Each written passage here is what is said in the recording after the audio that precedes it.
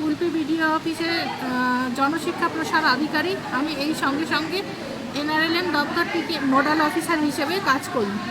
আমি আমাদের মেয়েদেরকে স্বনির্ভর করার জন্যে যে জিট পদ্ধতি আনা হয়েছে বিবেকানন্দ জ্ঞানাশ্রমের মাধ্যমে, এই পদ্ধতি যাতে মেয়েদের মধ্যে ছড়িয়ে পড়ে সে রেখেছিলাম।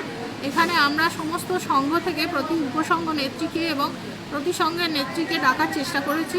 এখানে আমাদের উপসংঘ নেত্রীদের মাধ্যমে আমরা এই জিট পদ্ধতির ব্যবসাকে ছড়িয়ে দিতে চাইছি মানুষের কাছে, এবং এইভাবে আমরা আস্তে আস্তে তাদেরকে স্বনির্ভর করার লক্ষ্যে এগিয়ে যেতে চাইছি।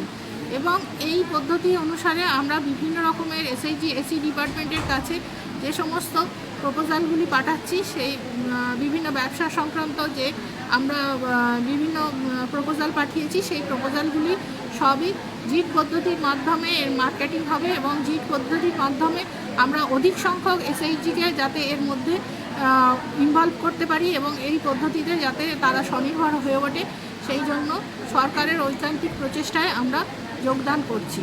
এবং জিট পদ্ধতিতে যাতে ভবিষ্যতে তারা স্বনির্ভর হয় এবং আরও আগামী দিনে এগিয়ে যেতে পারে, সেই জন্য আমরা তাদেরকে উৎসাহ দান করছি। কুলপি ব্লকে আমাদের টোটাল SHGর সংখ্যা 3000-এরও অধিক। আমার পরিচয়, আমি মৌমিতা চক্রবর্তী, কুলপি ব্লকের জনশিক্ষা প্রসার আধিকারিক এবং ব্লক নোডাল অফিসার NRLM। তারপরে 3টে বিডিও পরপর গেলেন, তারা SDO সাহেব, জেলা, এই করে রাজ্য IAS অফিসাররা বিভিন্ন দপ্তরের আসছেন, এগুলো দেখছেন। দেখে ওনারা নিশ্চিত হলেন যে এইটা বোধহয় সমাধানের একমাত্র পথ। তো স্বীকৃতি দিলেন স্বরোজগার দপ্তর। অগ্রণী ভূমিকা নিয়েছেন অরিন্দম রায়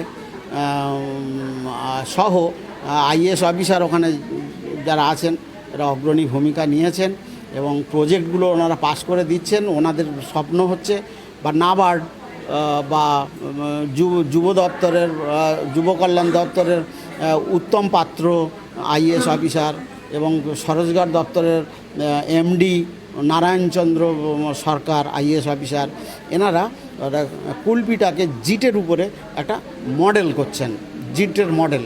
এইটা যখন মানে 100টা ব্যবসা যখন ওনারা দেবেন, তখন এই SHG গ্রুপের মহিলারা তাদের নিজেদের টাকায় আরও 200 ব্যবসা ওনারা করবেন।